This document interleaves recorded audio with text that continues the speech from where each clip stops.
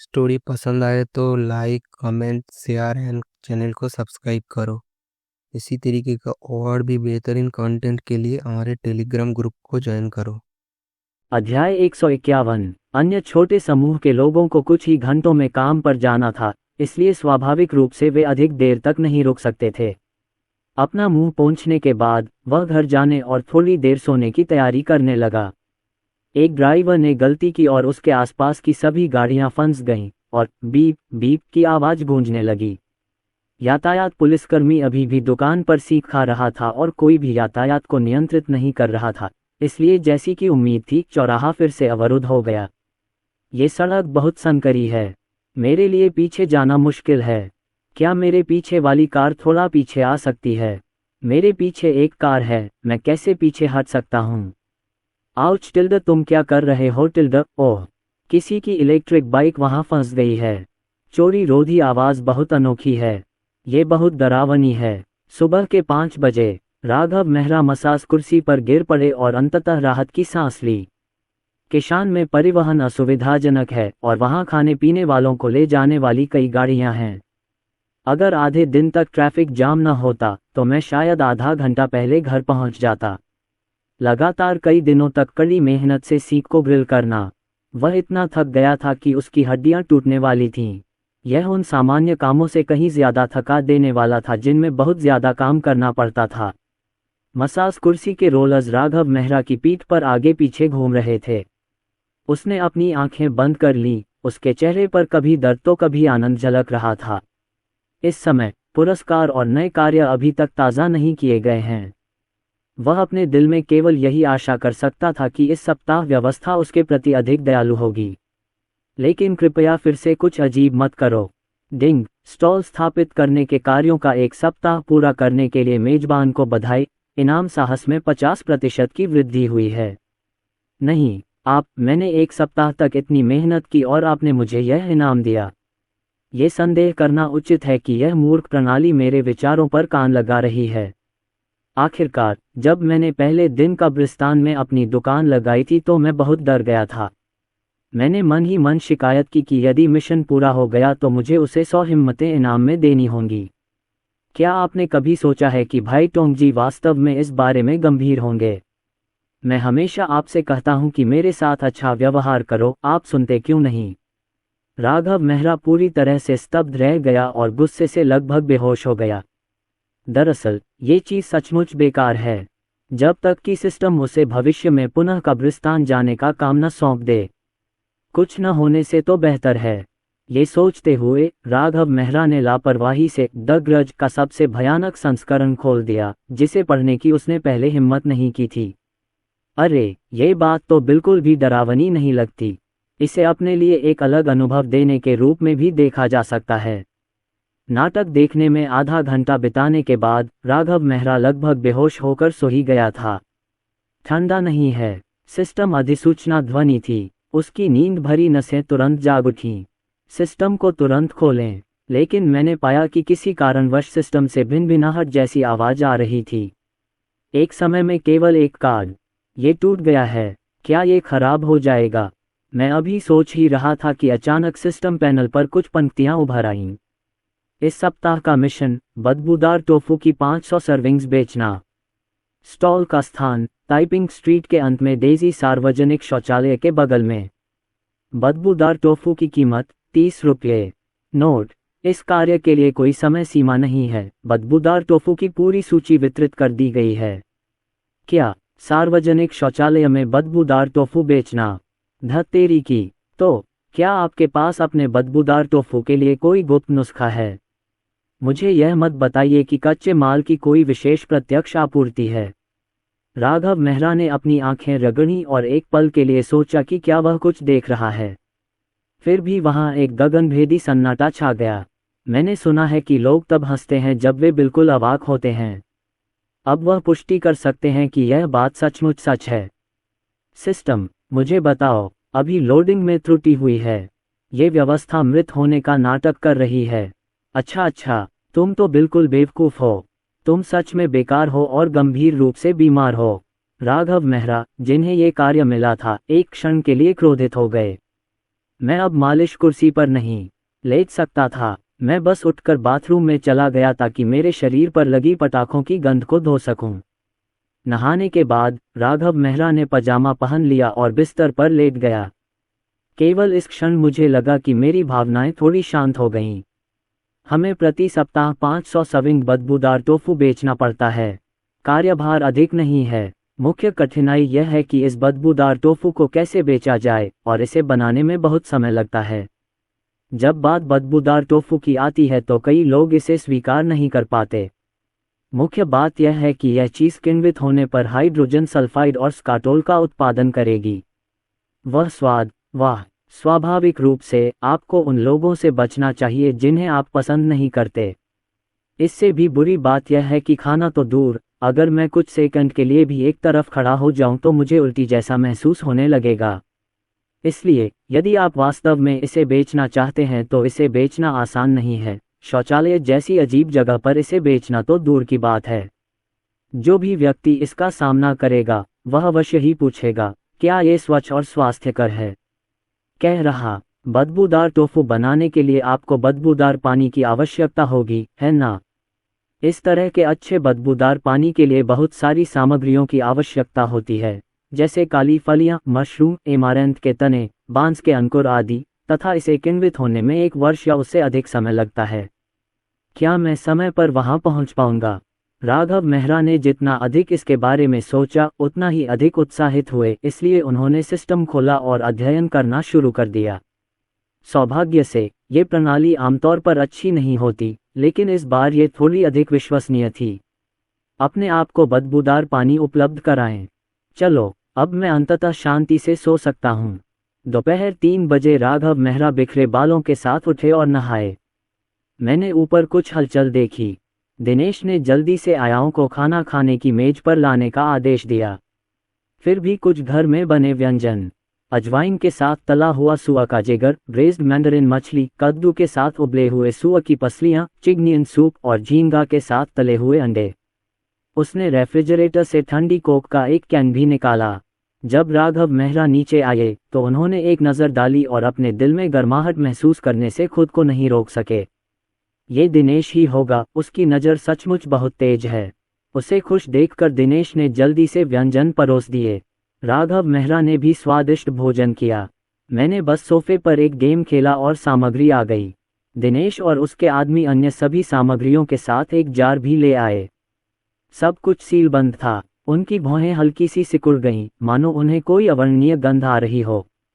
कहने की जरूरत नहीं कि वह जार बदबूदार पानी से भरा होगा। यदि यह चीज़ रसोई में खुली रहेगी तो निश्चित रूप से इसकी गंध लंबे समय तक बनी रहेगी। दिनेश, जार आंगन में रख दो और बाकी रसोई में। ठीक है, श्री सु। कुछ लोगों ने जार को एक तरफ रख दिया और चुपचाप पीछे हट गए। राघव मेहरा ने गहरी सांस ली और आगे बढ़ गया। जार से प्लास्टिक की चादर हटा दें। अगले ही पल एक आनंददायक गंध सीधे मेरे सिर तक पहुंची। अंदर एक गाढ़ा काला तरल पदार्थ था जिसका वर्णन मैं शब्दों में नहीं कर सकता। नहीं, ये सचमुच बहुत बदबूदार है। आखिरकार राघव मेहरा खुद को रोक नहीं सका और उल्टी करने के लिए एक तरफ मुड़ गया। वह सचमुच मरना चाहता था। आखिर कौन ये बदबूदार टोफू खा रहा था? राघव मेहरा ने अपनी सांस रोक ली और जार को ढक दिया। फिर वह बिजली की तरह तेजी से वहां से भाग गया। वह रसोईघर की ओर जाने से पहले कुछ देर तक बाथरूम में रुका। टोफू ताज़ा बनाया जाता है। इस प्रणाली द्वारा उपलब्ध कराए गए सोयाबीन बहुत अच्छी गुणवत्ता के हैं।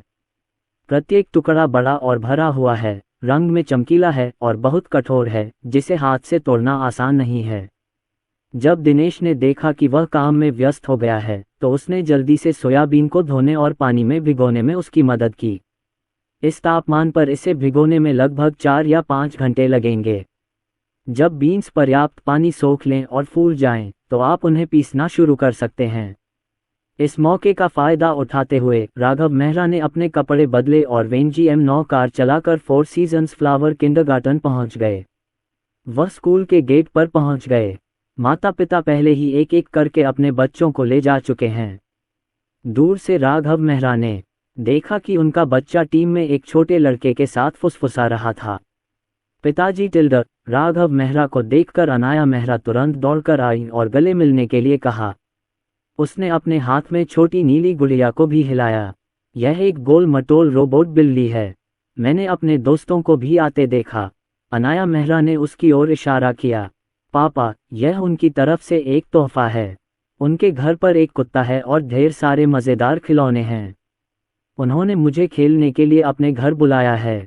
चाचा, क्या सब ठीक है? छोटे लड़के ने लोहा गर्म रहते ही चोट मारी। उसकी आंखें ईमानदारी से भरी थीं। एक पल के लिए राघव मेहरा का दिल जोर से धड़क उठा। यही वह समय था जब मेरी मुलाकात हुआंगमाओ से हुई। एक बूढ़ा पिता जो बेटी का गुलाम है, ये कैसे स्वीकार कर सकता है? यह अनुमति नहीं है। राघव मेहरा ने तुरंत मना कर दिया और फिर एक और वाक्य जोड़ा। आप लोगों की सप्ताह के दौरान भी कक्षाएं होती हैं, इसलिए आपको सप्ताहांत में ही खेलना चाहिए। छोटा लड़का निराशा से मुंह बना रहा। उफ, मैं अभी भी बड़ी बहन के साथ अच्छे से रहने के बारे में सोच रहा हूँ। मैं कल अपने गॉडफादर के घर स्वादिष्ट भोजन खाने जा सकता हूँ। ऐसा लगता है कि समय फिर से विलंबित हो जाएगा। वो रोटिल्ड। दोनों छोटे बच्चों ने नमस्ते कहा और चले गए। घर के रास्ते में अनाया मेहरा पीछे की सीट पर बैठी मुंह बनाती रही। पापा टिल्डर, मैं आपको बता दूं, आज हमारी कक्षा में एक लड़के ने गलती से अपनी पैंट में ही शौच कर दिया और रोने लगा। टिल्डर, राघव मेहरा, इसका उल्लेख करें। उसने जार में भरे बदबूदार पानी के बारे में सोचा।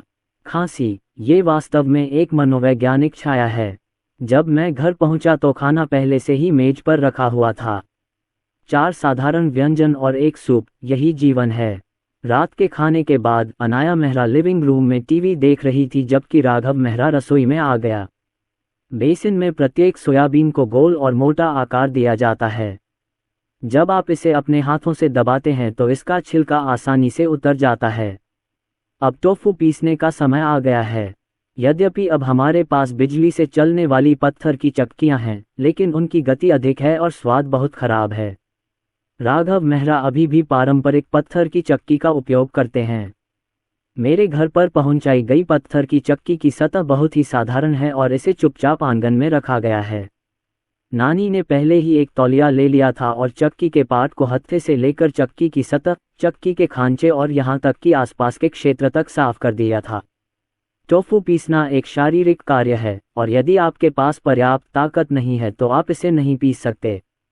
राघव मेहरा ने गहरी सांस ली, चक्की के पत्थर की छड़ को दोनों हाथों से पकड़ा, उसे धकेलने की कोशिश की और उसे उसकी कल्पना से भी बेहतर महसूस हुआ। उसने एक चम्मच भिगोई हुई फलियां बगल से उठाईं, उसे धीरे से चक्की के पीसने वाले छेद में डाला और फिर धीरे से चक्की को घुमाने के लिए धक्का दिया।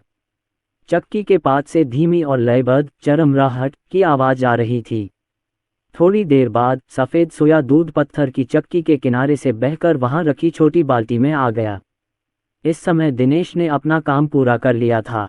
जब वह याद से गुजर रहा था तो उसने राघव मेहरा की हरकतें देखीं और जल्दी से आगे बढ़ा। श्रीमान सु, कृपया किनारे जाकर आराम कर लीजिए। आपने कल स्टॉल लगाने में बहुत मेहनत की थी। बस हमें ये छोटा सा काम करने को कह दीजिए। फिर उसने जल्दी से नानी को बुलाया और सोयाबीन और पानी डालने में मदद करने के लिए कहा। वह आगे बढ़ा और राघव मेहरा के हाथ से चक्की का पत्थर खींचने वाली छड़ ले ली।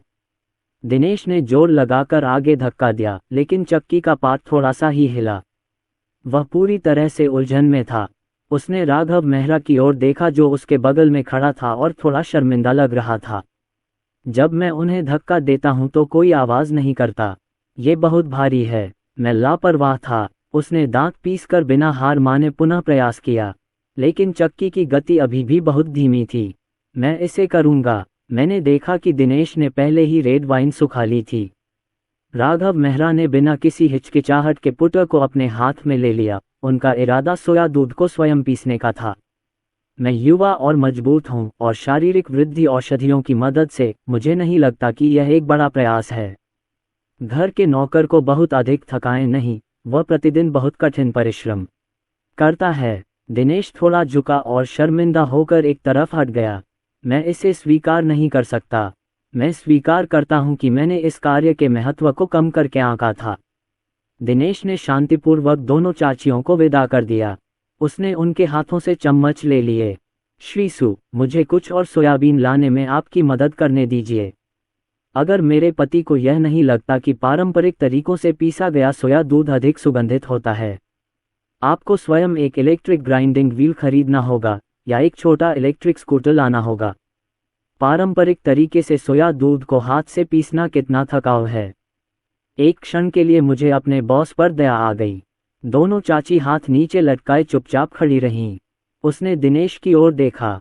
तो क्या हुआ दिनेश, तुम सचमुच चमकते हो। सोया दूध पीसना एक जटिल प्रक्रिया है। स्वाद को और भी नाजुक बनाने के लिए राघव मेहरा ने इसे खास तौर पर दोबारा पीसा। कई घंटों के बाद 2 बाल्टी सोया दूध का अवशेष इकट्ठा किया गया। घोल को छानने और निचोड़ने की तैयारी शुरू करें। इस समय काम से छुट्टी का समय बीत चुका था। दिनेश और दोनों आयाएं स्वेच्छा से ओवरटाइम काम करने के लिए रुक गए। यहाँ काम करने पर अच्छी तनख्वाह मिलती है, काम भी कम है और बॉस बहुत अच्छा खाना बनाता है। मैं पिछली बार बनाया हुआ केक आज भी नहीं भूल सकता। मुझे इतना अच्छा नियोक्ता कहाँ मिल सकता है। बेशक आपको अधिक काम करना होगा। मुझे डर है कि एक दिन जब मैं छुट्टी मांगूंगी तो पाऊंगी कि उसके साथ या उसके बिना भी स्थिति एक जैसी ही है और तब मेरा अंत हो जाएगा। तीनों गृहस्वामी राघव मेहरा को एक तरफ छोड़कर चले गए। उन्होंने मिलकर सोया दूध के अवशेष को एक बर्लेप जैसे टोफू बैग में डाला, उसे एक बड़े बर्तन में रखा और उस पर उबलता पानी डाला। टोफू बैग को भान की रस्सी के आकार में मोड़ दिया जाता है और लगातार गूंधा और निचोड़ा जाता है। गूंधना भी एक तकनीकी काम है। यदि आप बहुत हल्के से निचोड़ेंगे तो रस नहीं निकलेगा। यदि आप बहुत जोर से निचोड़ेंगे तो रस पर्याप्त शुद्ध नहीं होगा। आपको अपनी कमर के साथ साथ अपनी उंगलियों से भी बल लगाना होगा तथा उबले हुए पानी और सोया दूध को अच्छी तरह से मिलाने के लिए समान बल का प्रयोग करना होगा ताकि जो भी निकले उसे अपेक्षाकृत शुद्ध माना जा सके।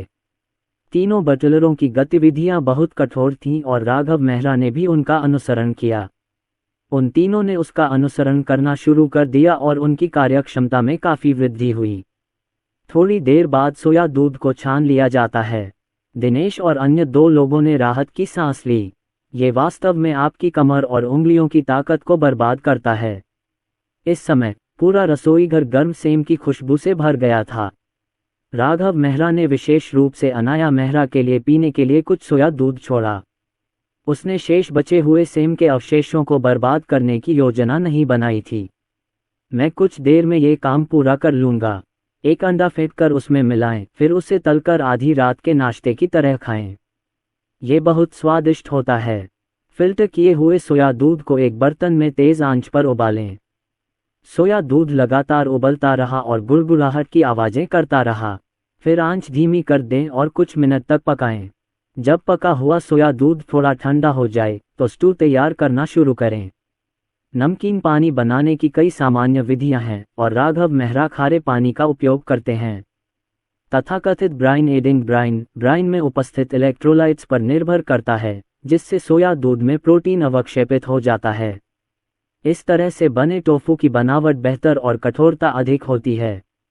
टोफू को तलने पर यह बेहतर आकार बनाए रख सकता है, बाहर से कुरकुरा और अंदर से नरम, जिससे ये बदबूदार टोफू बनाने के लिए एकदम सही है। राघव मेहरा ने मिश्रण डाला और धीरे धीरे हिलाया। ये कदम सरल लगता है, लेकिन वास्तव में इसके लिए बहुत कौशल की आवश्यकता होती है। नमकीन पानी की मात्रा और नमकीन पानी डालने का समय टोफू की गुणवत्ता को प्रभावित करेगा। थोड़ी देर बाद सोया दूध गाढ़ा होकर फूला हुआ टोफू पुडिंग बन गया। इतने थकाऊ ऑपरेशन के बावजूद राघव मेहरा को थकान महसूस नहीं हुई, बल्कि उन्होंने इसका आनंद लिया। इन धीमे और बिना जल्दबाजी वाले कदमों में भी मुझे आध्यात्मिक अभ्यास का एहसास हुआ। दिनेश और उसकी 2 आयाएं पास में ही खड़ी थीं और टोफू की खुशबू सूंघ रही थी तथा बेतहाशा लार निगल रही थीं। बहुत स्वादिष्ट। उन्हें कभी एहसास ही नहीं हुआ कि साधारण सोया दूध और टोफू पुडिंग इतनी खुशबूदार होती है। सोया दूध को मैरिनेट करने के बाद टोफू पुडिंग कहा जाता है और टोफू पुडिंग को निचोड़ने के बाद टोफू पुडिंग बन जाता है। राघव मेहरा ने तीनों लोगों को टोफू पुडिंग को टोफू कपड़े से ढके टोफू ग्रिड में डालने का आदेश दिया। जब तरल ग्रिड के 4/5 भाग तक पहुंच जाए तो डालना बंद कर दें। फिर टोफू कपड़े के चारों कोनों को बीच की ओर चपटा करें और इसे लकड़ी के ढक्कन से ढक दें। इसके बाद उन्होंने अपना फिटनेस उपकरण निकाला और उसे ऊपर रखकर दबाव डाला। जब टोफू के टुकड़ों को निचोड़ा जाता है और पानी को छान लिया जाता है तो वे अधिक सघन हो जाते हैं और उन्हें आकार देना आसान हो जाता है। अनाया मेहरा भी यह मस्ती देखने के लिए दौड़ी। 4 बड़े और एक छोटा, सभी ने टोफू पुडिंग खाना शुरू कर दिया। गरम टोफू पुडिंग बहुत सुगंधित होती है और अकेले खाने पर भी इसमें हल्की मिठास होती है, लेकिन मसाले के साथ इसका स्वाद निश्चित रूप से बेहतर होता है। दिनेश ने कुछ तिल का पेस्ट डाला और दोनों चाचियों ने कुछ मिर्च डाली। अनाया मेहरा और राघव मेहरा को कटोरे में शहद डालते देख उनकी आंखें चौड़ी हो गईं। मिठाई, नमकीन राजा है, ये देखकर राघव मेहरा मुस्कुराए और वे नमकीन या मीठे स्वाद की बहस में नहीं पड़े। वैसे भी मैं एक अच्छा इंसान हूँ, जल्दी से इसे आजमाओ, ये बहुत स्वादिष्ट है। एक चम्मच से हल्के पीले रंग का असली टोफू पुडिंग उठाए। ये कांपता हुआ, रसीला और देखने में बहुत स्वादिष्ट लगता है। मैंने उसे जोर से मुंह में डाला। यह इतना मुलायम है कि छूते ही टुकड़े टुकड़े हो जाता है। मैं ज्यादा काटने की हिम्मत नहीं कर पा रहा हूँ। इसमें बीन का तीव्र स्वाद होता है, लेकिन बीन की गंध नहीं होती और यह बहुत ताज़ा, कोमल और मीठा होता है। ये गले से नीचे उतरते ही एक ताज़ा स्वाद छोड़ जाता है। कई लोगों की आंखें चमक उठीं। मैं तुरंत ही टोफू पुडिंग के स्वाद से प्रभावित हो गया। दिनेश को खाने की इतनी लत लग गई कि उसने चम्मच का भी इस्तेमाल नहीं किया और सीधे मुंह से ही पी गया। हाहा टिल्ड, ये बहुत आरामदायक है। एक और कटोरा लेने से खुद को रोक नहीं सका। वह स्वयं भी एक शेफ हुआ करते थे और उन्होंने कभी नहीं सोचा था कि एक दिन वह टोफू पुडिंग के कटोरे से प्रभावित हो जाएंगे। इससे उसकी समझ पूरी तरह से पलट गई। इतने लंबे समय तक व्यस्त रहने के बाद ये सुंदर टोफू पुडिंग खाने का मौका मिलना सार्थक है। श्रीसु, क्या आप इस बार टोफू बेचने वाले हैं? दरअसल टोफू पुडिंग बेचना भी ठीक है। जब दिनेश ने अपना दूसरा कटोरा खत्म किया तो वह आह भरने से खुद को नहीं रोक सका।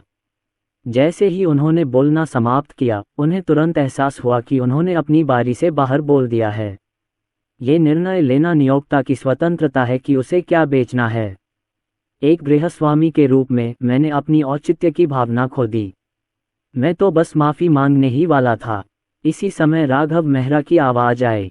मैं इस सप्ताह टोफू बेच रहा हूँ, लेकिन ये बदबूदार टोफू है। सब लोग एक क्षण के लिए कमरे में सन्नाटा छा गया। बस सोच रहा था कि दोपहर में जार से इतनी बुरी गंध क्यों आ रही थी। बॉस उलझन में है। यह अफसोस की बात है कि इस चीज़ को बनाने के लिए इतने अच्छे सफ़ेद जेड टोफू का इस्तेमाल किया गया। तीनों ने एक दूसरे की ओर देखा, फिर मौन सहमति से अपने कटोरे उठाए और टोफू पुडिंग परोसना जारी रखा। 10 मिनट बाद कई लोगों ने अपने गोल पेटों को छुआ और अनिच्छा से अपने कटोरे नीचे रख दिए। ये देखकर कि देर हो रही है, राघव मेहरा ने दिनेश और अन्य 2 लोगों को काम से छुट्टी मिलने के बाद जल्दी से घर जाने को कहा। छोटे लड़के को सुलाने के बाद वह रसोई घर में चला गया। 1 घंटे तक दबाने के बाद टोफू के टुकड़े बहुत सख्त हो गए। टोफू को बाद में अधिक समान रंग देने के लिए इसमें चाय की खुशबू भी मिलाई जाती है। राघव मेहरा ने एक बर्तन में काली चाय उबाली। टोफू को बराबर आकार के टुकड़ों में काटें और उन्हें चाय में भिगो दें। आधे घंटे बाद सब कुछ तैयार है। अब उस बदबूदार पानी के जार से मिलने का समय आ गया है। हालांकि राघव मेहरा मन ही मन बेहद प्रतिरोधी थे, लेकिन कोई और रास्ता नहीं है। कई परतों में कसकर मास्क पहनने के बाद मैंने आखिरकार हिम्मत जुटाई और कदम दर कदम वहां तक पहुंचा। राघव मेहरा ने अपनी सांस रोकी और टोफू के टुकड़ों को एक एक करके बदबूदार पानी में भिगोया। सच कहें तो ये खट्टा और ताज़ा एहसास बदबूदार मोजे और डिब्बाबंद हेरिंग को एक बर्तन में डालकर उन्हें एक साथ पकाने से 10 गुना अधिक मजबूत है। ये कहना अतिशयोक्ति नहीं होगी कि यह एक जैविक हथियार है। ये बहुत तीखा है। टोफू का आखिरी टुकड़ा बदबूदार पानी में डालने के बाद राघव मेहरा ने ढक्कन बंद कर दिया और भाग गया। गनीमत रही कि वह आंगन में था। अगर वह घर के अंदर होता तो शायद पूरा घर बर्बाद हो जाता। लेकिन तो क्या हुआ? मेरा मतलब है, 1 मिनट रुकिए, क्या पूरा विला परिसर सेप्टिक टैंक फटने की शिकायत करने के लिए फ़ोन करेगा? मैं थोड़ा घबरा गया। अगला कदम इंतज़ार करना है। अगले दिन सुबह के 5 बजे हैं। राघव मेहरा अब सो नहीं सका। पिछले सप्ताह दिन रात के क्रम में बदलाव की अस्त व्यस्तता को आसानी से नहीं बदला जा सकता। चूंकि उन्हें नींद नहीं आ रही थी, इसलिए राघव मेहरा उठे, मास्क पहना और धीरे धीरे आंगन की ओर चल दिए। बदबूदार पानी से भरा ढक्कन खोलें। गहरे काले हो चुके बदबूदार टोफू को देखकर राघव मेहरा के चेहरे पर संतुष्टि भरी मुस्कान आ गई। उसने बदबूदार टोफू के टुकड़ों को उठाया, उन्हें थोड़ी देर धोया और पानी निकालने के लिए उन्हें एक टोकरी में रख दिया। इस बिंदु पर बदबूदार टोफू के लिए कच्चा आटा तैयार है। फिर जब हम उन्हें स्टॉल पर परोसने के लिए तैयार होते हैं तो हम उन्हें तेल में तलते हैं। राघव मेहरा ने इसके बारे में सोचा और इसे आजमाने का फैसला किया।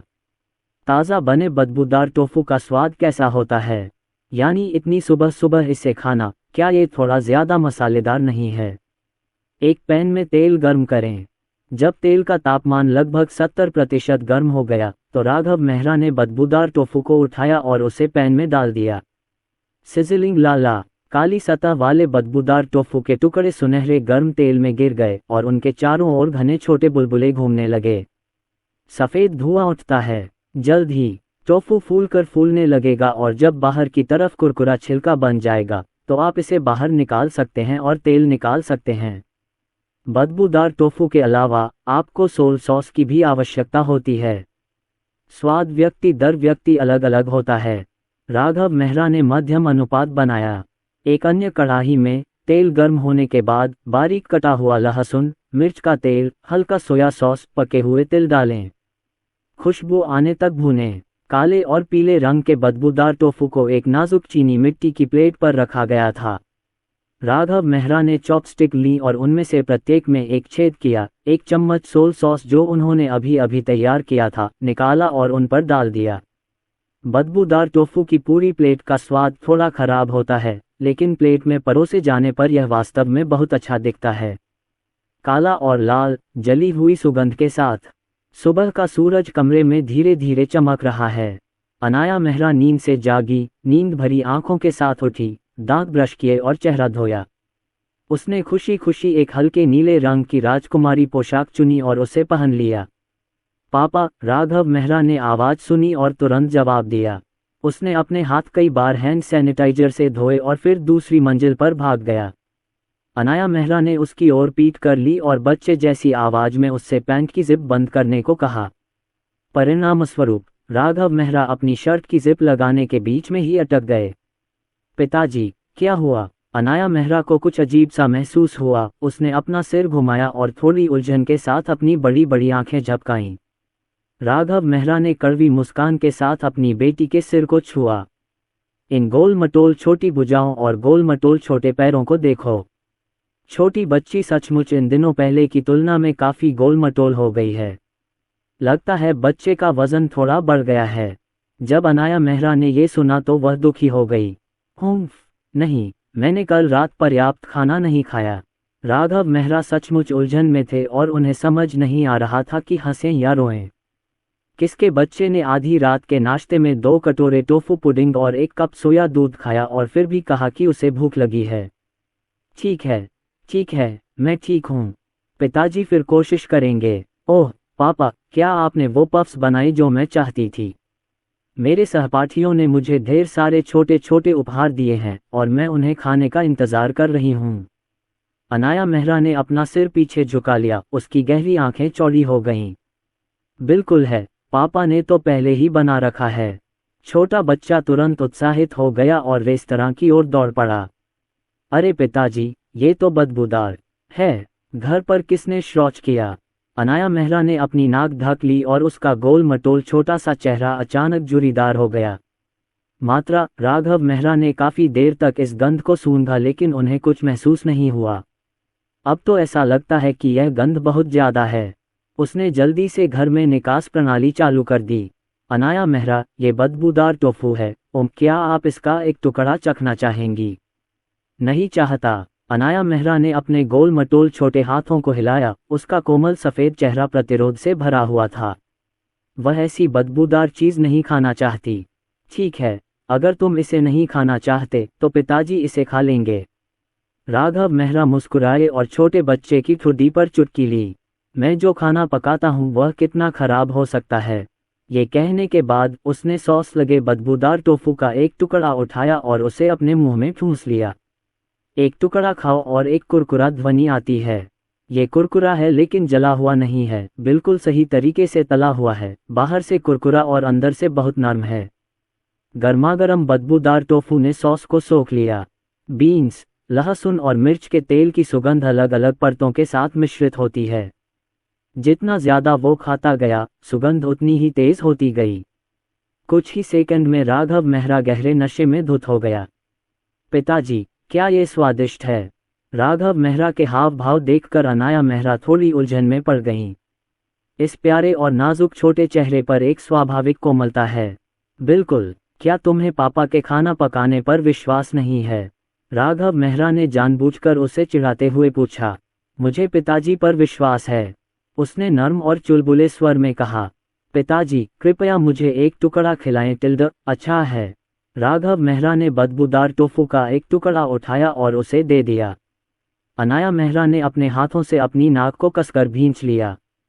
अरे, ये छोटा सा चतुर्भुज, इसमें कोई आश्चर्य नहीं कि इसे खाना खिलाने की जरूरत है। पता चला कि यह गंध से डरता है। जल्द ही गर्म बदबूदार टोफू का एक टुकड़ा अनाया मेहरा के खुले मुंह में ठूंस दिया गया। जब सफेद छोटे दांत काटते हैं तो मुंह में समृद्ध और सुगंधित सुगंध फैलती है। अनाया मेहरा का हाथ, जो उसकी नाक पर दबा हुआ था, अनायास ही ढीला पड़ गया। उसने पाया कि बदबूदार टोफू का स्वाद उसकी कल्पना से अलग था। अभी तक तो इसकी गंध बहुत बदबूदार थी, लेकिन अब इसका स्वाद अद्भुत है।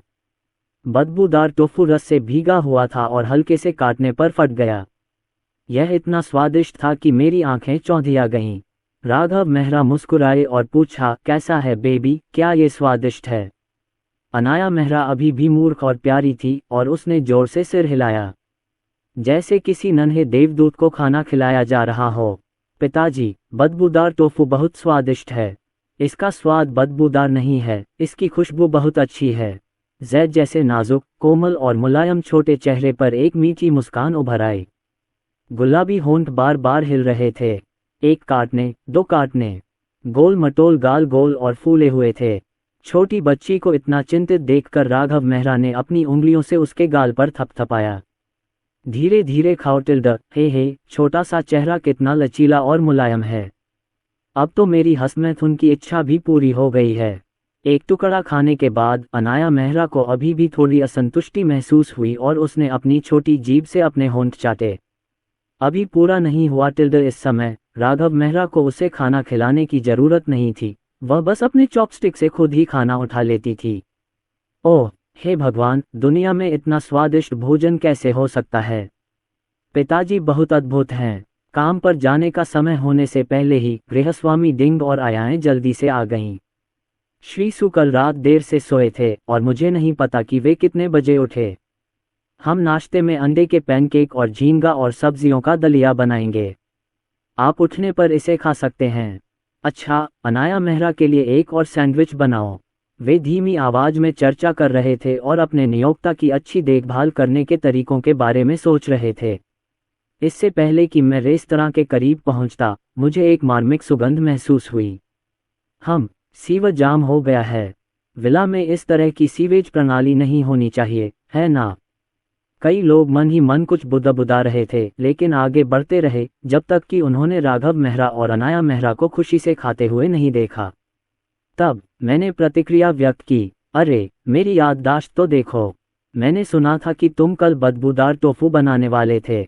मुझे उम्मीद नहीं थी कि मैं इसे इतनी सुबह खाऊंगा। दिनेश ने अपने चेहरे के भावों को ठीक किया, 2 बार हंसे और राघव मेहरा का अभिवादन करने के लिए थोड़ा झुके। सर, सुप्रभात। हमारे आने से पहले ही आपने खाना शुरू कर दिया है। ये गंध, अगर आप इसे ध्यान से सूंघें तो यह वाकई बहुत खुशबूदार है। नानी ने भी ऐसा ही किया और अभिवादन किया। तुम लोग जल्दी आ गए। अब हमारे लिए साथ में खाना खाने का समय है। रसोई में अभी भी बदबूदार टोफू और सॉस है। उनके ना कहने का इंतजार मत करो। राघव मेहरा तुरंत बदबूदार टोफू की प्लेट लेकर रसोई से बाहर आ गया। मैंने अपने लिए भी कुछ टुकड़े ले लिए। गृहस्वामी और आया एक क्षण के लिए अवाक रह गए और उनके चेहरों पर तुरंत ही जटिल भाव उभर आए। ये सच कहूं तो जब मैंने अभी बदबूदार टोफू के स्वादिष्ट स्वाद की प्रशंसा की तो मैं पूरी तरह से बेईमान था। लेकिन मालिक स्वयं खाना पकाकर उन्हें परोसता है तो वे उसे स्वीकार कैसे नहीं कर सकते। मैं ऐसा किसी भी तरह नहीं कर सकता। मैं इतने नेक निमंत्रण को मना नहीं कर सकता, इसलिए मैं मान जाऊंगा।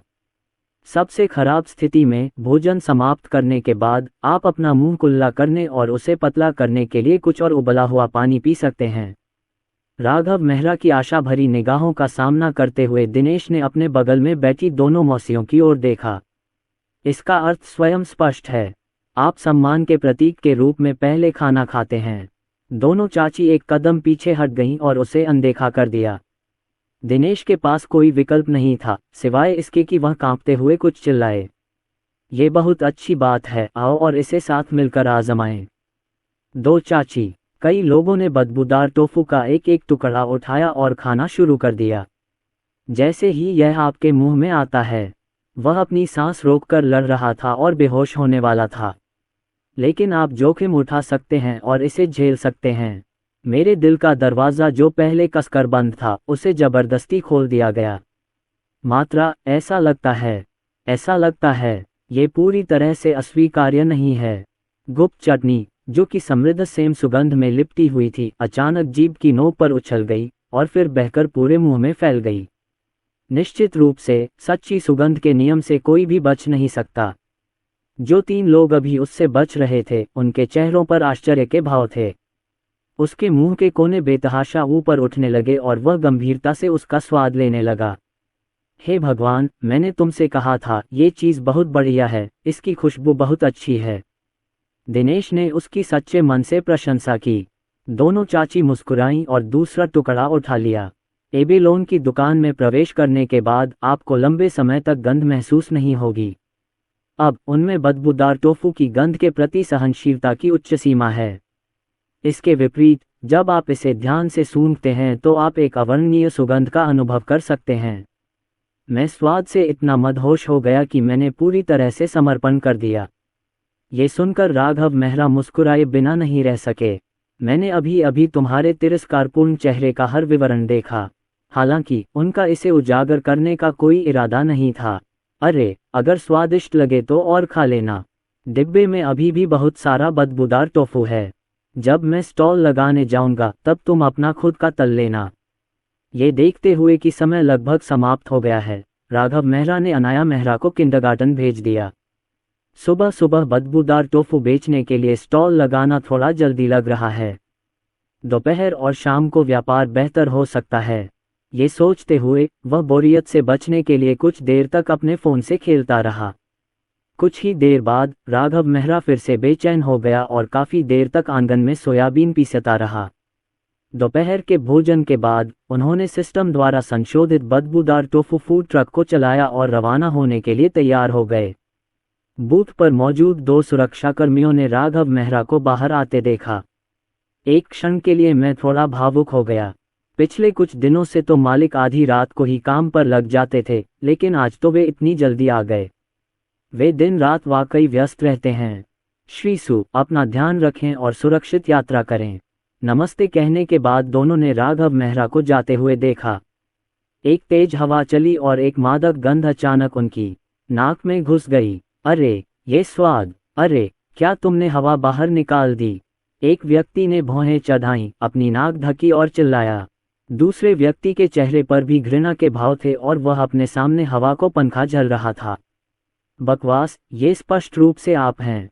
राघव मेहरा टाइपिंग स्ट्रीट के अंत तक गाड़ी चला कर गए। आपके ठीक सामने डेजी सार्वजनिक शौचालय है। शौचालय आश्चर्यजनक रूप से स्वच्छ और व्यवस्थित था, लेकिन आसपास का वातावरण थोड़ा एकांत था। बाईं ओर की दुकानों के दरवाजे और खिड़कियां बंद थीं और ऐसा लग रहा था जैसे वे बहुत समय से खुली ही नहीं थीं। सुचेन ने कार पार्क करने के लिए विशेष रूप से एक स्थान ढूंढा जो शौचालय से दूर था लेकिन सिस्टम रेंज के भीतर था। इस जगह के पास ही एक ऊंचा गुलर का पेड़ था। उसकी हरी भरी शाखाएं और पत्तियां हवा में सरसराती हुई ठंडी छाया देती थीं, जिससे गर्मियों में वहां रहना बहुत सुहावना लगता था। राघव मेहरा ने स्टॉल को साफ करना शुरू किया। मेज पर कागज के कटोरे, कटा हुआ हरा प्याज, धनिया और विभिन्न मसाले रखे और फिर छोटे सफ़ेद बोर्ड पर स्वाद और कीमतें लिखीं। काम खत्म करने के बाद वह अपना फ़ोन चेक करने लगा और कुछ गेम भी खेलने लगा। उनमें से केवल कुछ लोग ही जल्दी से भागकर आगे निकल गए। उसके बाद मैंने उसे फिर कभी नहीं देखा। ये सचमुच अपमानजनक है। लगता है मुझे अपना बड़ा कदम उठाना पड़ेगा। राघव मेहरा ने अपना फ़ोन रख दिया और कढ़ाई में तेल गर्म करने लगे। वह अच्छी तरह जानता था कि उसने जो बदबूदार टोफू बनाया था वह कितना बदबूदार था। मुझे डर था कि यह अत्यंत प्रभावशाली गंध बाहर आ जाएगी और 10 मीटर के दायरे में सभी को चौंका देगी। तेल का तापमान लगभग सही है। राघव मेहरा ने जल्दी से दराज से एक 3 परत वाला मास्क निकाला और उसे कसकर पहन लिया। अपनी सांस रोककर मैंने कांपते हाथों से बदबूदार टोफू का ढक्कन खोला। एक पल के लिए ज्वालामुखी विस्फोट जैसी भयंकर दुर्गंध निकली और गड़गड़ाहट के साथ दूर चली गई। दुर्गंध भयंकर है और तीव्र उत्तेजना अत्यंत ताजगीदायक है। ये कहना कोई अतिशयोक्ति नहीं है कि यह किसी व्यक्ति की आत्मा को शरीर से बाहर निकाल सकता है और उसे पोषण दे सकता है। इस समय आसपास कोई नहीं था। राघव मेहरा को अंततः दुख के साथ इसका एहसास हुआ। केवल एक ऐसी दुनिया प्राप्त होती है जिसमें व्यक्ति को चोट लगती है। कुत्ते प्रणाली, तुम मुझे घृणा करने के अलावा और क्या कर सकते हो? अगले ही पल, अरे, सार्वजनिक नैतिकता में इतनी कमी किस में है? क्या तुमने साइन नहीं देखा? सड़क पर शौच करना मना है। अचानक एक गुस्से भरी दहाड़ सुनाई दी जिसने मूलतः शांतिपूर्ण सड़क को तोड़ दिया। मैंने देखा कि वहां एक सफाई कर्मचारी था जिसकी पीठ थोड़ी झुकी हुई थी। झाड़ू और डस्टपैन पकड़े हुए वह जल्दी से कोने से बाहर भागा। बूढ़ा आदमी अपने चेहरे पर अत्यंत क्रोध भरे भाव के साथ तेजी से चला गया। काश मैं इस दुष्ट व्यक्ति को तुरंत पकड़कर अपनी घृणा दूर कर पाता। लेकिन जब वह दौड़कर उसके पास पहुंचा तो उसने उसे करीब से देखा। उसके हाथों में झाड़ू और डस्टपैन लगभग जमीन पर गिर गए। ये बूढ़े आदमी ने अपना मुंह इतना चौड़ा खोल दिया कि वह उसे बहुत देर तक बंद नहीं कर सका। इसमें इतनी बुरी गंध है और यह ऐसा नहीं है। क्या उपद्रव है? क्या आप किसी को पकड़ने के लिए उत्साहित होकर दौड़ रहे हैं और $200 का इनाम पाने की उम्मीद कर रहे हैं? अब मुझे बताओ, क्या यही है? युवक, तुम, इसमें बहुत बुरी गंध आ रही है। कच्चे बदबूदार टोफू से उठती बदबू एक उफनती लहर की तरह थी। वह सफाई कर्मचारी को पीटता रहा। बूढ़ा आदमी अचानक से चौंक गया और उसे इतनी तेज बदबू ने घेर लिया कि वह लगभग बेहोश हो गया। उसने अपना मुंह और नाक ढक लिया और बार बार पीछे हट गया। उसका चेहरा भय से भरा हुआ था। राघव मेहरा इतने शर्मिंदा हुए कि उन्होंने अपने पैर जमीन पर पटक दिए। चाचा, मैं बदबूदार टोफू बेचता हूँ। जैसा आप सोच रहे हैं वैसा नहीं। वह भी असहाय है। सिस्टम द्वारा चुनी गई घटिया जगह के बारे में वह क्या कर सकता है? लेकिन कृपया यह अफवाह न फैलाएं कि वह हर जगह शौच करता है। खांसी। बूढ़ा आदमी राघव मेहरा को ऐसे घूर रहा था जैसे वह मूर्ख हो। इस बच्चे को निश्चित रूप से सबसे अधिक संभावना है। कुछ समस्याएं हो सकती हैं। क्या वह बहुत बड़ा मूर्ख नहीं है? कुछ गंभीर युवक शौचालय के पास बदबूदार टोफू बेच रहे हैं। सर, क्या आप एक चाहेंगे? किसी के आने में काफ़ी समय लगा और राघव मेहरा ने स्वाभाविक रूप से गर्मजोशी से उनका स्वागत किया। इस समय तेल पैन चटक रहा था। बदबूदार टोफू के चारों ओर तेल के छोटे छोटे बुलबुले उठते और फूटते रहे और गर्म तेल टोफू की सतह पर खुशी से लुढ़कता रहा। नहीं, तुम्हारी चीज से बदबू आ रही है। बूढ़े आदमी ने एक हाथ से अपनी नाक ढक ली और दूसरे हाथ से झाड़ू और डस्टपैन घुमाते हुए घृणा से जवाब दिया। चाचा, बदबूदार टोफू से बदबू तो आती है, लेकिन स्वाद बहुत अच्छा होता है। बहुत से लोग इसे पसंद करते हैं। राघव मेहरा बर्तन में तैर रहे बदबूदार टोफू को बाहर निकाल रहे थे और तेल निकालने के लिए उसे स्टेनलेस स्टील के रैक पर रख रहे थे। काले बदबूदार टोफू को तब तक तला जाता है जब तक कि सतह कुरकुरी न हो जाए, और यह बदबूदार और सुगंधित दोनों होता है, जो बहुत लुभावना होता है। उसने उत्साह से एक टुकड़ा उठाया और दूर खड़े बूढ़े आदमी को आवाज दी। पहले आप इसे आजमा कर क्यों नहीं देखते? अगर इसका स्वाद अच्छा नहीं लगा तो आपको पैसे देने की जरूरत नहीं है। बूढ़े आदमी ने बदबूदार टोफू की ओर देखा। इसकी बदबू इतनी अधिक होती है कि तलने के बाद भी इसकी गंध महसूस की जा सकती है। क्या ये चीज़ सचमुच खाने योग्य है? वह स्पष्ट रूप से निगल गया और आंतरिक रूप से संघर्ष किया। फिर उसने अपना सिर हिलाया। जब राघव मेहरा को लगा कि बूढ़ा आदमी मुड़कर चला जाएगा, अचानक मैंने उस बूढ़े आदमी को रहस्यमय तरीके से आते देखा और धीमी आवाज में पूछा, युवक, मुझे सच बताओ, क्या तुम्हारे बदबूदार टोफू में पुरानी सामग्री डालकर उसे और भी बदबूदार बना दिया गया है? आखिरकार, सामान्य दुकानों में बिकने वाला टोफू इतना बदबूदार तो नहीं होगा। इसके अलावा, इस युवक का स्टॉल शौचालय के ठीक बगल में है, इसलिए हो सकता है कि कुछ गड़बड़ हो रही हो। बूढ़ा आदमी अपने दिल में लगभग निश्चित था और बस राघव मेहरा के अपने पत्ते खोलने का इंतजार कर रहा था। ये सुनकर राघव मेहरा एक पल के लिए स्तब्ध रह गया। क्या पुराना सामान, बदबूदार पानी? उसने अवचेतन रूप से बूढ़े आदमी की निगाह का अनुसरण किया और शौचालय की ओर देखा। एक क्षण में मेरा पूरा शरीर सुन्न हो गया। नहीं, क्या बात है सर, आप क्या सोच रहे हैं? एक क्षण मुझे लगा कि मैंने कहीं शौच कर दिया है। अगले ही क्षण मुझे लगा कि मैंने बदबूदार टोफू में कुछ तीखी चीज मिला दी है। क्या आजकल सभी चाचाओं की कल्पना शक्ति इतनी समृद्ध होती है? लेकिन यह उसके प्रति बहुत अन्याय है। इस समय राघव मेहरा की चीख सुनकर बूढ़े व्यक्ति को थोड़ी शर्मिंदगी महसूस हुई। वह शर्मिंदगी से अपना सिर खुजाने लगा। ओह नौजवान, मैं तो बस अनुमान लगा रहा हूँ, बस अनुमान लगा रहा हूँ। फिर उसने जल्दी से झाड़ू और डस्टबिन उठाया और भाग गया। तेज हवा चली और राघव मेहरा हवा में उड़ गया। ईमानदारी से कहूँ तो मैं इस समय काफ़ी निराश हूँ। मैंने सोचा था कि यहाँ बदबूदार टोफू बेचना मुश्किल होगा, लेकिन मैंने कभी नहीं सोचा था कि यह इतना मुश्किल होगा। अरे, गड़बड़ करने से बेहतर है कि एक स्टॉल स्थापित किया जाए। किसी ने उसे खरीदा नहीं तो उसने खुद ही खा लिया। राघव मेहरा ने ताज़ा तले हुए बदबूदार टोफू के एक टुकड़े पर फूंक मारी और उसे सीधे उसके मुंह में डाल दिया। सॉस के बिना भी तले हुए बदबूदार टोफू में अभी भी एक प्राकृतिक और शुद्ध बीन की खुशबू है। यह बाहर से कुरकुरा होता है और अंदर एक नाजुक सफ़ेद टोफू का कोर होता है। यह कोमल और सुगंधित होता है और खाने में बहुत संतोषजनक होता है। इसके विपरीत, ये लोगों को बदबूदार टोफू का सबसे मूल स्वाद चखने का अवसर देता है। राघव मेहरा अपनी शिल्पकला में डूबे हुए थे। एक मधुर आवाज आई, बॉस, मुझे बदबूदार टोफू दे दो। जब मैंने ऊपर देखा तो एक सुंदर युवती स्टॉल के सामने खड़ी थी। मेरी बाहों में एक चांदी की टैबी बिल्ली है। बिल्ली सुस्त थी और सो रही थी। राघव मेहरा बहुत खुश हुए और तुरंत ऊर्जावान हो गए। ये पहला ग्राहक है जो आज अपनी पहल पर हमारे पास आया है। हे, कितना अच्छा स्वाद है। ठीक है, एक भाग के लिए 30 रुपये, बदबूदार टोफू के 8 टुकड़े। हालांकि कीमत सस्ती नहीं है, बदबूदार टोफू काफ़ी बड़ा है। यह इस बात पर निर्भर करता है कि इसका स्वाद कैसा है और क्या ये कीमत के लायक है। जू यंग ने बिना कुछ कहे कोड स्कैन कर लिया। तभी उसकी नज़र बदबूदार टोफू पर पड़ी जो स्याही की तरह काला था और उसका पेट निकला हुआ था। मैं अपनी आंखें मूंदने और आनंद की गहरी सांस लेने से खुद को रोक नहीं सका। दुर्गंध इतनी तीव्र थी कि वह सीधे आत्मा पर आघात करती थी। कुछ विक्रेताओं द्वारा बेचे जाने वाले बदबूदार टोफू के विपरीत, जिसकी गंध कचरे जैसी होती है, आपके सामने रखे टोफू में वास्तव में प्रामाणिक बदबूदार टोफू की सुगंध और स्वाद होता है। वैसे भी उसे इसकी खुशबू पसंद है। 2 या 3 मिनट भाप से भरा हुआ गहरे तले हुए बदबूदार टोफू सोल सॉस के साथ डाले जाने के बाद तुरंत सुगंधित हो जाता है। इसे एक कागज के कटोरे में रखते हुए राघव मेहरा ने 2 बांस की छड़ें उठाईं और उन्हें इसमें डाल दिया। लो, तीखेपन से सावधान रहना।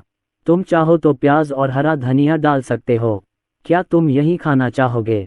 मैं तुम्हारे लिए एक कुर्सी रख दूंगा।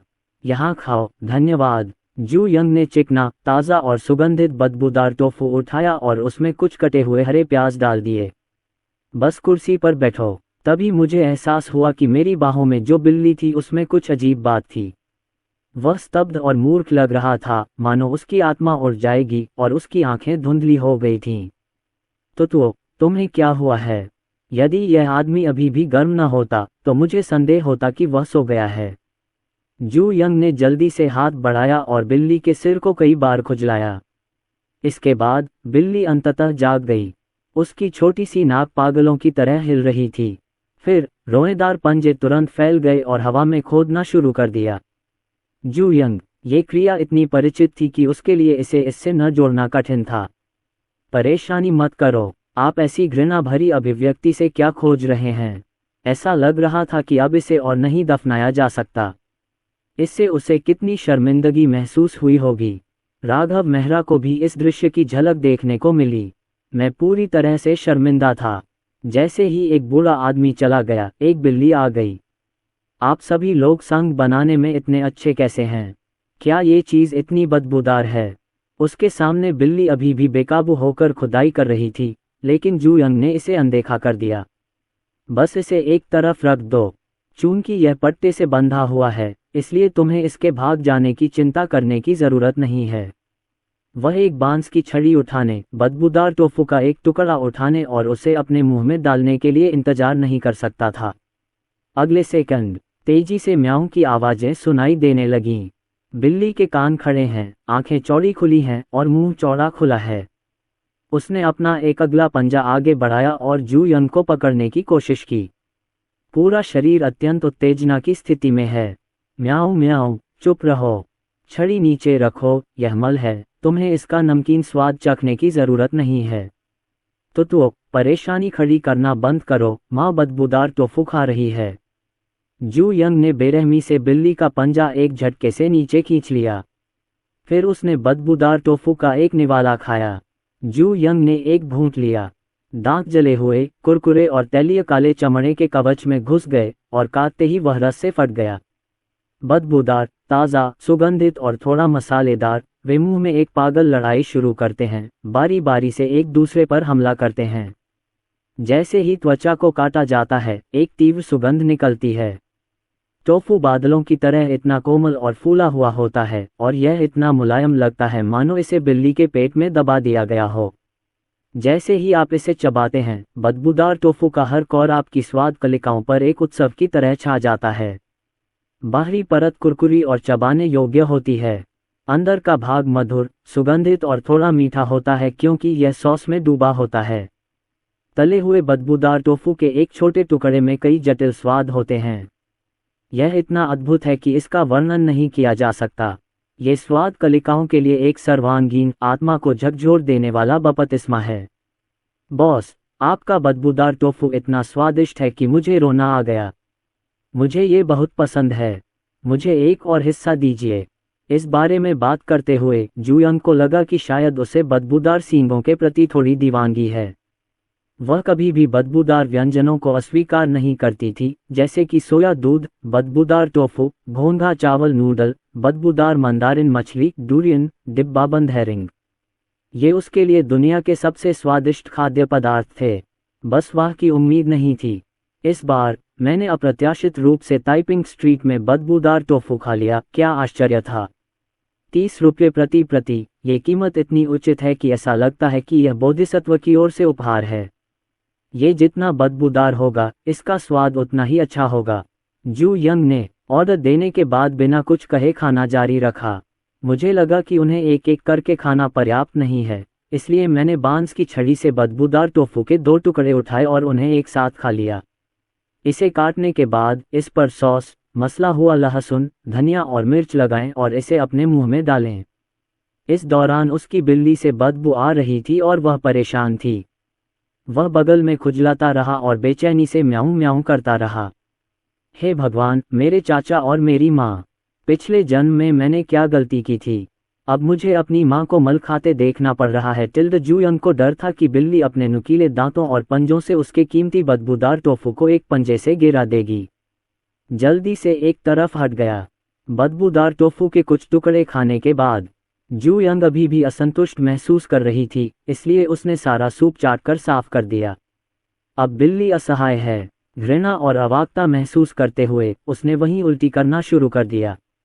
उल्टी घृणा का कैसा हार्दिक प्रदर्शन। आदमी और बिल्ली के बीच की बातचीत को देखकर पास में टोफू तल रहे राघव मेहरा अपनी हंसी नहीं रोक सके। हे, ये बिल्ली का बच्चा बहुत प्यारा है।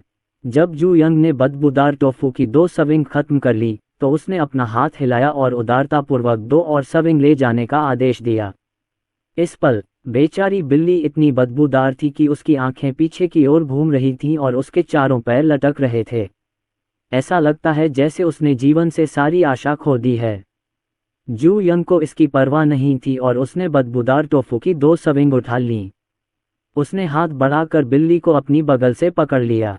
परिणामस्वरूप बिल्ली ने बहुत प्रतिरोध किया और लगातार संघर्ष करती रही।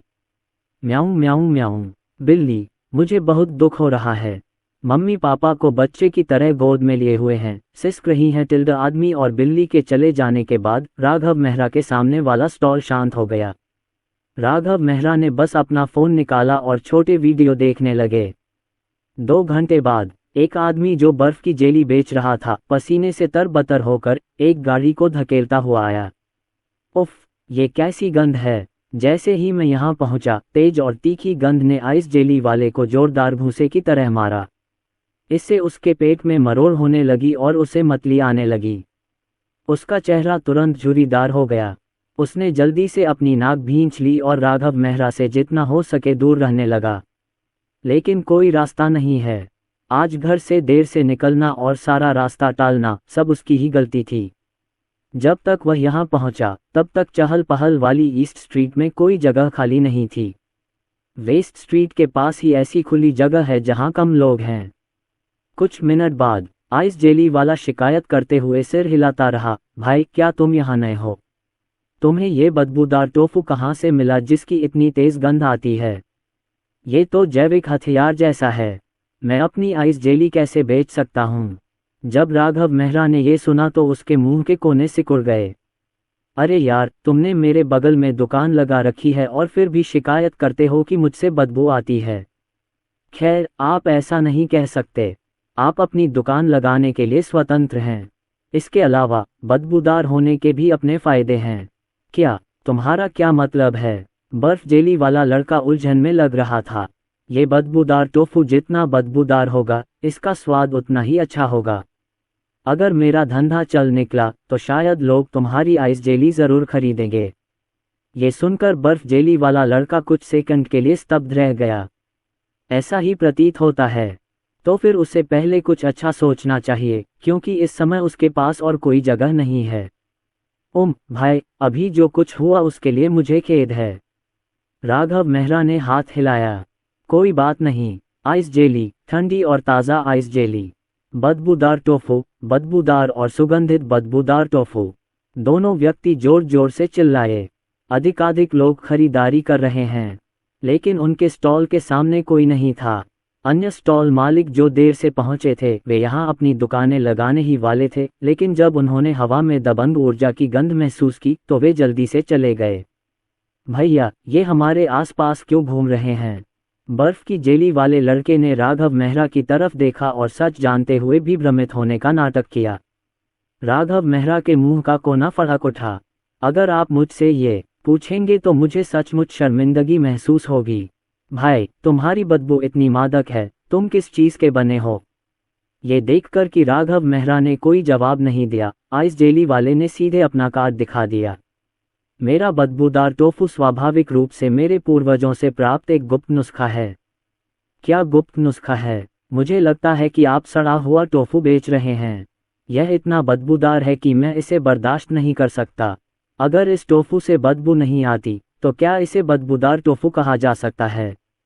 ये जितना बदबूदार होगा उतना ही असली होगा। इसकी गंध तो बदबूदार है, लेकिन स्वाद लाजवाब है। क्या आप इसे चखना चाहेंगे? नहीं नहीं, युवक ने जल्दी से हाथ हिलाया। मुझे एक कटोरा दो। इसकी कीमत केवल 5 कटोरों आइस जेली के बराबर है। ये बहुत स्वादिष्ट है। नहीं, यहाँ मत आओ। इस काली बदबूदार चीज़ को मुझसे दूर ले जाओ। राघव मेहरा ने बदबूदार टोफू का कटोरा वापस लिया और आह भरते हुए कहा, हाय भाई, तुम्हें पता ही नहीं कि क्या अच्छा है। मैंने इसे किण्वित करने के लिए 749 सामग्रियां डाली और 365 दिनों तक पकने के बाद इसमें स्वर्ग, पृथ्वी, सूर्य और चंद्रमा का सार समा गया और अंततः ये बदबूदार पानी निकला। फिर मैंने इसे किण्वित करने के लिए हाथ से बना टोफू मिलाया। वैसे भी बेकार तो बेकार ही है। राघव मेहरा को अचानक उस युवक में दिलचस्पी हो गई और वह उससे चिढ़ाने और मजाक करने लगा। इससे पहले कि वह अपनी बात पूरी कर पाता, आइस जेली वाले ने उसे बीच में ही रोक दिया। भाई, बदबूदार पानी का एक जार लाने के लिए तुमने इतनी मेहनत की है। ये तो सोने के रस जैसा है। बोलते समय उन्होंने राघव मेहरा की प्रतिक्रिया को दिलचस्पी से देखा। बिल्कुल नहीं, ये बहुत मूल्यवान है। राघव मेहरा ने हंसते हुए कहा, आप लोग तो बड़ी जल्दी समझ जाते हैं। क्या इस सिस्टम से निकलने वाला बदबूदार पानी कीमती नहीं है? ये शब्द बोलते ही युवक हक्का बक्का रह गया। नहीं भाई, आप। युवक इतना हैरान हुआ कि उसका जबड़ा जमीन पर गिरते गिरते बचा। वह गाड़ी को थोड़ा पीछे धकेलने से खुद को रोक नहीं सका। क्या बकवास है भाई, तुमने सचमुच इसे साफ करने के लिए गोबर के पानी का इस्तेमाल किया? ये तो कमाल है। तभी राघव मेहरा ने प्रतिक्रिया दी, ऐसा लगता है कि पारंपरिक चीनी चिकित्सा में गोल्ड जूस नामक एक शब्द है और यह मल के पानी से बनाया जाता है। रुको रुको, इतना बेतहाशा सोचना बंद करो। ये कीमती बदबूदार जूस है, सोने का जूस नहीं। अनाया मेहरा के स्कूल से घर जाने का समय हो गया है। राघव मेहरा ने कार्य की निराशाजनक प्रगति देखी। 4/500। उन्होंने दिनेश से सीधे कहा कि वह बच्चे को ले जाए, क्योंकि उसे कुछ देर और यहीं रुकना है। बेशक वह ज्यादा देर नहीं रुकते थे, ज्यादा से ज्यादा 7:30 बजे तक रुकते थे और फिर वापस चले जाते थे। एक बूढ़े पिता होने के नाते उन्हें अब भी बच्चों को कहानियां सुनानी पड़ती हैं। एक रात राघव मेहरा का स्टॉल धीरे धीरे जीवंत हो गया। हालांकि कुछ लोग बदबूदार टोफू की गंध को स्वीकार नहीं कर पाते और मुंह फेर लेते हैं, लेकिन अगर आप किसी को पसंद करते हैं तो आप उससे सचमुच प्यार करते हैं। एक युवा जोड़ा अपनी नाक ढककर स्टॉल पर आया। बॉस, हमें 2 सर्विंग दीजिए। जब राघव मेहरा ने यह सुना तो उसका चेहरा खुशी से चमक उठा। उसने खुशी खुशी बदबूदार टोफू के आटे के 1 दर्जन टुकड़े कढ़ाई में डाल दिए। जैसे ही बदबूदार टोफू का ढक्कन खोला जाता है, ये दुर्गंध परमाणु बम विस्फोट की तरह तेजी से फैली। पास में जेली खा रहा लड़का अपने फोन पर ब्राउज कर रहा था, तभी अचानक उसे बदबू का एहसास हुआ और उसकी आंखें फड़कने लगीं। उसने दांत पीसते हुए चुपचाप राघव मेहरा की ओर अपनी मध्यमा उंगली उठाई। हे भगवान, आज इस बदबूदार टोफू वाले ने मुझे सचमुच परेशान कर दिया। अरे, ये बहुत बदबूदार है, फिर भी लोग अभी भी उसका बदबूदार टोफू खरीदते हैं। मेरे आइस जेली स्टॉल पर कोई क्यों नहीं आता? क्या कोई न्याय है? बर्फ जेली वाला आदमी अपने खाली पड़े स्टॉल को क्रोध से देख रहा था। राघव मेहरा की तरफ का जीवंत दृश्य देखकर मैं बहुत उदास हो गया।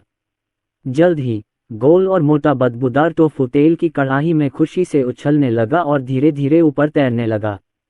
राघव मेहरा ने लंबी चॉपस्टिक्स पकड़ी और उन्हें पलट दिया। जब खाना लगभग पक जाए तो बदबूदार टोफू को एक एक करके छलनी से बाहर निकाल लें। उन्हें एक कटोरे में डालकर और एक एक करके उनमें छेद करके उसने उन पर सॉस डाला और उन्हें अपने सामने बैठे युवा जोड़े को दे दिया। आप चाहें तो इसमें प्याज, धनिया आदि भी डाल सकते हैं। ठीक है, धन्यवाद। लड़की ने पहले उसे उठाया, बदबूदार टोफू का एक टुकड़ा उठाया और ध्यान से उसका स्वाद लेना शुरू कर दिया, क्योंकि यह ताज़ा पका हुआ है। जब आप एक निवाला खाते हैं तो उसकी तीखी गर्मी तुरंत आपके मुंह में फैल जाती है। लड़की ने तुरंत अपनी जीभ बाहर निकाली। उसने अधीरता से उस पर कुछ बार फूंका और जैसे ही सॉस से ढका बदबूदार टोफू उसके मुंह में गया, उसे ऐसा लगा जैसे उसकी आत्मा उड़कर सीधे अंतरिक्ष में जा रही हो। स्वाद कैसा है? लड़के ने बिना पलक झपकाए अपनी प्रेमिका को घूरा। उसके चेहरे पर एक उम्मीद भरी नजर थी। खाने के लिए अच्छा, लड़की ने धीरे धीरे चबाया। बदबूदार टोफू का स्वाद लेते हुए वह धीरे से प्रशंसा करने लगा। अभी इसे आजमा कर देखो, ये बदबूदार टोफू वाकई बहुत स्वादिष्ट है। यह मेरे बनाए चावल जितना ही स्वादिष्ट है। लड़का, ये सुनकर लड़के का हाथ, जो आगे बढ़ने ही वाला था, पीछे हट गया, मानो उसे बिजली का झटका लगा हो। राघव मेहरा ने ये सब स्वीकार कर लिया। मैं अपने दिल में पसीना बहाए बिना नहीं रह सका। क्या बकवास है। अच्छा बेटा, मैं अभी लापरवाह था। तो यह रिवर्स प्रचार की लहर है? नहीं, कोई ज़रूरत नहीं। लड़के ने हाथ हिलाया। इससे पहले कि वह विरोध कर पाता, उसके मुंह में बदबूदार टोफू का एक टुकड़ा ठूंस दिया गया। ठीक है, हे भगवान, ये बहुत स्वादिष्ट है। लड़के ने हिंसक प्रतिक्रिया व्यक्त की, अपनी जांघ पर थप्पड़ मारा और गालियां दीं। कहने की आवश्यकता नहीं, एक गाली किसी की ताकत साबित करने के लिए पर्याप्त है। राघव मेहरा ने राहत की सांस ली और उनके मुंह के कोने बेमन से सिकुड़ गए। ये बदबूदार टोफू एक पारंपरिक नाश्ता है जिसका इतिहास बहुत पुराना है और इसे बनाने में बहुत समय और धैर्य लगता है। चाहे वह प्रामाणिक हो या नहीं, अंतर बहुत बड़ा है। कुछ व्यवसाय शीघ्र धन कमाना चाहते हैं। सफ़ेद टोफू को काला करने के लिए सीधे तौर पर फेरस सल्फेट और सोडियम सल्फाइड जैसी उच्च तकनीक का उपयोग करें। इस तरह से बनाया गया टोफू देखने में काला लगता है, लेकिन इसकी गंध हल्की होती है और इसका कोई दुष्प्रभाव नहीं होता। जब इसे फ्राइंग पैन में तला जाता है तो इसका स्वाद सूखा, लकड़ी जैसा और कठोर होता है। इसमें बाहर से कुरकुरापन और अंदर से वो नरमपन नहीं है जो बदबूदार टोफू में होना चाहिए। ताजगी, खुशबू और अनोखे स्वाद की तो बात ही छोड़िए, ये बदबूदार टोफू का अपमान है। और राघव मेहरा द्वारा बनाया गया बदबूदार टोफू। टोफू ताज़ा और उच्च गुणवत्ता वाला होता है तथा इसे प्राकृतिक सुगंधित पानी का उपयोग करके किण्वित किया जाता है। किण्वन के बाद बदबू को चतुराई से एक अद्वितीय उमामी स्वाद के साथ मिलाया जाएगा। इसे सावधानीपूर्वक तैयार की गई चटनी के साथ परोसा जाता है जो स्वाद से भरपूर होती है। इस स्थिति में ये कल्पना करना कठिन है कि इसका स्वाद अच्छा नहीं होगा। युवा दंपति स्टूल पर बैठे और बड़े चाव से खाना खाया। खाना खाते समय उसके चेहरे पर नशे की भावना के साथ उसकी आंखें सिकुड़ी हुई थीं तथा वह गंध से बिल्कुल भी घृणा नहीं कर रहा था। पृथ्वी पर सबसे स्वादिष्ट भोजन खाते हुए उसके चेहरे को देखकर उसके बगल में स्टॉल पर बैठा आइस जेली वाला व्यक्ति अवाक रह गया। वह स्तब्ध रह गया और उसके मन में मिश्रित भावनाएं उत्पन्न हो गईं। क्या ऐसा हो सकता है कि वह इसकी सराहना करना नहीं जानता? क्या आप बदबूदार टोफू के अनोखे स्वाद की सराहना नहीं कर सकते? जब मैं उदास था तो वहां के ग्राहकों ने फिर से ऑर्डर देना शुरू कर दिया। बॉस, मुझे 2 और दीजिए। इतना कहकर लड़के ने सीधे 60 रुपये और निकाल लिए। राघव मेहरा अब अधिक आत्मविश्वास महसूस करने लगे। इस दर पर भविष्य में बदबूदार टोफू तेजी से बिकेगा। आज तो मंगलवार है, अगर मैं जल्दी टिकट बेच दूं तो इस हफ्ते मुझे आराम करने का ज़्यादा समय मिल जाएगा। राघव मेहरा ने बदबूदार टोफू को कड़ाही में तलने के बाद युवा जोड़े से सहजता से कहा, अगर आपको प्यास लगे तो आप अपनी प्यास बुझाने के लिए इसके पास कुछ आइस जेली भी खरीद सकते हैं। उसके बगल में बर्फ जेली वाला लड़का उदास दिख रहा था। ये सुनते ही उसकी आंखें चमक उठीं। नहीं भाई, तुम कितने अच्छे इंसान हो। तुम्हारे बिना कौन मुझसे इतना प्यार करता। इसे शीघ्रता से बढ़ावा देने की आवश्यकता है। सुंदर लड़का, सुंदर लड़की, मेरी आइस जेली ठंडी, ताज़ा और स्वादिष्ट है। इसकी कीमत 6 रुपये प्रति कटोरी है और आप इसमें जितनी चाहें उतनी टॉपिंग डाल सकते हैं। क्या आप इसे लेना चाहेंगे? तभी लड़के ने देखा कि उसके बगल में एक आइस जेली का स्टॉल था और उसने मुड़कर उस लड़की की ओर देखा जो खुशी से खा रही थी। बेबी, 2 कटोरे खरीदने के बारे में क्या ख्याल है? लड़की खाने का आनंद लेने में इतनी व्यस्त थी कि उसे बात करने का समय ही नहीं मिला। उसने बस जल्दी से सिर हिला दिया। बर्फ जेली बनाने वाला व्यक्ति बहुत खुश हुआ और उसने कुशलतापूर्वक बर्फ जेली तैयार करना शुरू कर दिया। ठीक है, इसकी कुल कीमत 12 रुपये है।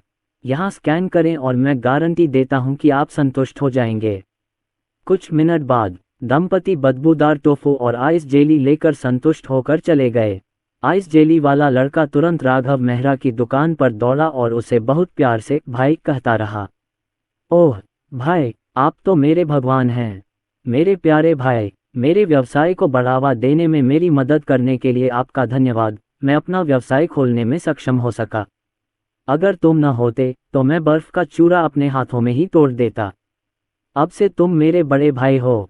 अगर तुम मुझे पूरब जाने को कहोगे तो मैं कभी पश्चिम नहीं जाऊंगा। अगर तुम मुझे कुत्ते को पीटने को कहोगे तो मैं कभी मुर्गे का पीछा नहीं करूंगा। बर्फ जेली वाला आदमी अधिक से अधिक बढ़ा चढ़ाकर बोल रहा था और उसके हाथ हवा में इशारे कर रहे थे। राघव मेहरा अपने उत्साह से सचमुच शर्मिंदा थे। मैं शर्म से केवल अपना सिर खुजला सकता था। मूर्ख लड़के, शायद अगर तुम मेरे बगल में नहीं बेचोगे तो यह आइस जेली तेजी से बिक जाएगी। ठीक है, ठीक है, अगर तुम सचमुच मुझे धन्यवाद देना चाहते हो तो 1 कटोरा बदबूदार टोफू कैसा रहेगा? राघव मेहरा ने मजाक किया।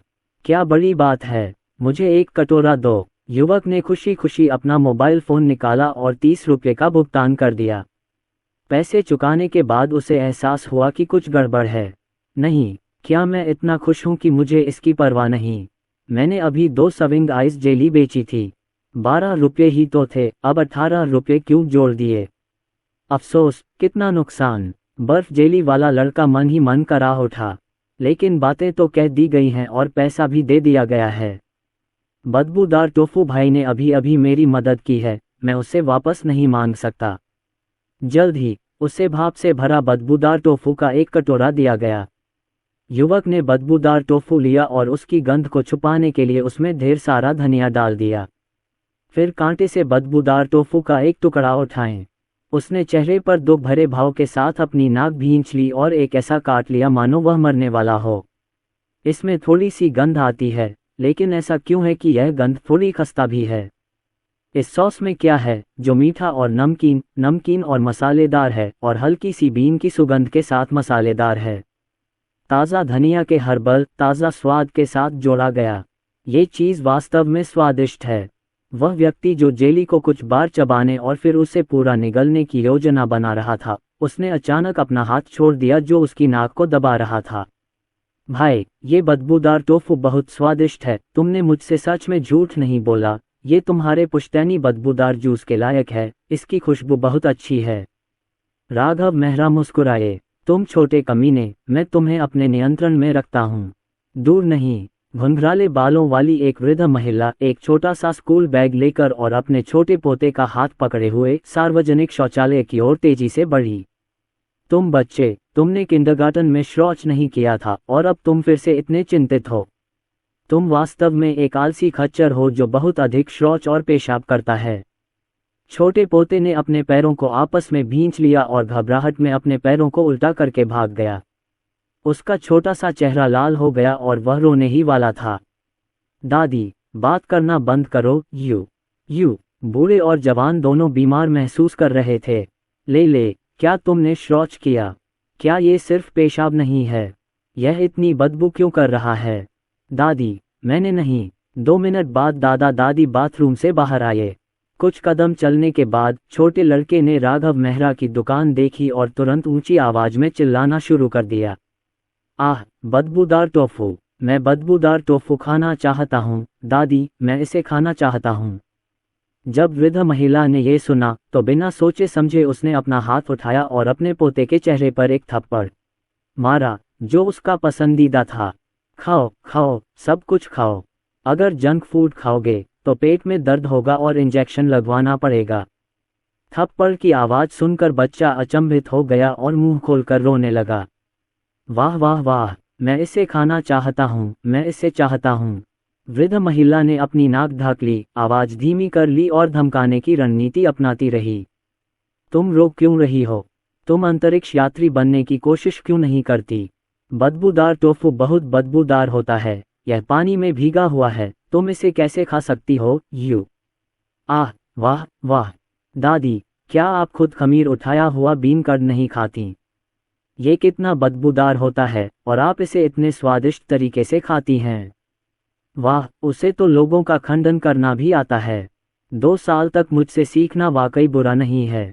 भाषण बहुत स्पष्ट है, यह एक जैसा कैसे हो सकता है? दादी अच्छा खाना खाती हैं। मालिक के पोते ने उसकी बात नहीं सुनी। देखो बड़ा भाई कितना स्वादिष्ट खा रहा है, ये स्वादिष्ट होना चाहिए। दादी, बस इसे मेरे लिए खरीद दो। जेली खा रहा लड़का बदबूदार टोफू चबा रहा था और उसने अनजाने में अपना सिर ऊपर उठा लिया। मैंने देखा कि एक छोटा बच्चा मेरी ओर इशारा कर रहा है। वे कहते हैं कि जीवन में इतने दर्शक नहीं होते, तो फिर जब मैं बदबूदार टोफू खा रहा होता हूँ तब भी लोग मुझे कैसे देख रहे होते हैं। और तुमने उस छोटे बच्चे को ईर्ष्या से रुला दिया। अच्छे काम करने के सिद्धांत के अनुरूप युवक ने चुपचाप खुद को नियंत्रित किया और अपने होठों की आवाज़ को कम करने की कोशिश की। अगले ही पल एक आवाज़ आई, ले, उस अंकल की तरफ मत देखो, वो बदबूदार और गंदी चीज़ें खाता है, उसे साफ सफाई का ज़रा भी ध्यान नहीं है, हमें उससे बुरी आदतें नहीं सीखनी चाहिए। यद्यपि आवाज़ बहुत छोटी थी, फिर भी उसे तेज कान वाले बिंगफेन ने सुन लिया। अरे यार, तुम लोगों के सामने इतने असभ्य नहीं हो सकते। मैंने कुछ नहीं किया। बिना किसी स्पष्ट कारण के उसे तीर लग गया और उसे डांटा गया। युवक इतना क्रोधित था कि उसके मुंह में बदबूदार टोफू से उसका गला लगभग घुट गया। गुस्से में वह दुकान से बाहर निकल गया। उनसे 1 या 2 मीटर की दूरी पर खड़े होकर वह उन्हें चबाने लगा। फक करना, छोटे कमीनों और बूढ़ी खरगोश पत्नियों, अब समय आ गया है कि तुम्हें कुछ ताकत दी जाए, वरना मैं तुम्हें मौत के घाट उतार दूंगी। ये स्वादिष्ट है। अच्छी खुशबू आ रही है। बर्फ जेली वाले लड़के के गाल फूले हुए मेढक की तरह फूले हुए थे।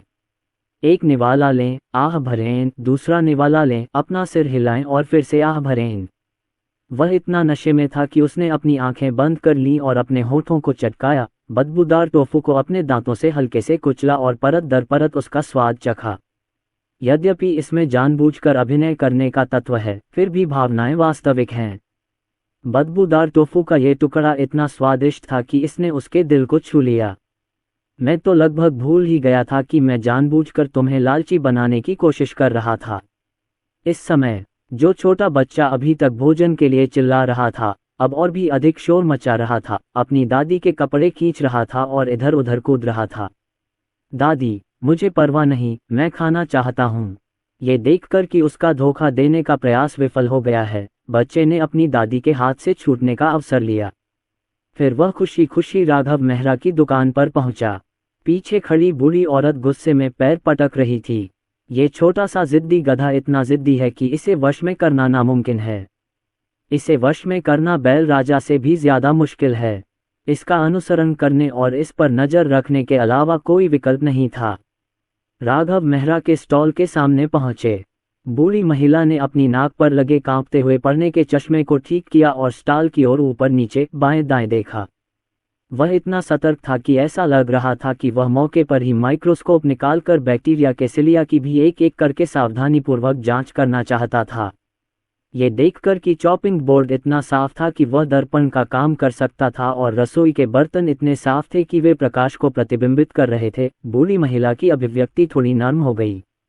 शिल्प कौशल की बात तो छोड़ ही दीजिए, कम से कम स्वच्छता की स्थिति तो स्वीकार्य ही है। हालांकि स्वच्छता की स्थिति सिर्फ एक सतही दिखावा है। असली खाद्य सुरक्षा की कुंजी सामग्री की गुणवत्ता में निहित है। तुम्हारा टोफू भ्रूण कैसा दिखता है? मुझे इसे दिखाने दो। जब राघव मेहरा ने यह सुना तो वह एक पल के लिए स्तब्ध रह गया। मैं ये स्टॉल काफी समय से चला रहा हूँ, लेकिन पहली बार मैंने लोगों को इतना सतर्क देखा है। लेकिन उन्होंने कहा, सच्चा सोना आग से नहीं डरता, जब तक आप बदबू से नहीं डरते। ये सोचते हुए राघव मेहरा ने हाथ बढ़ाया और बदबूदार टोफू के आटे का ढक्कन खोल दिया। एक क्षण में एक बड़ी बदबू आसमान में उठी, जैसे कि बदबूदार बम विस्फोट हुआ हो। वृद्ध महिला का शरीर तुरंत लड़खड़ाया और वह धुएं से लगभग नीचे गिर गई। अरे नहीं, नहीं, इसमें से बदबू आ रही है। राघव मेहरा इतना डरा हुआ था कि उसे पता ही नहीं था कि अगर वह मुसीबत में पड़ गया तो क्या होगा। 1 मिनट रुको, तुम वहां बेंच पर कुछ देर क्यों नहीं बैठते?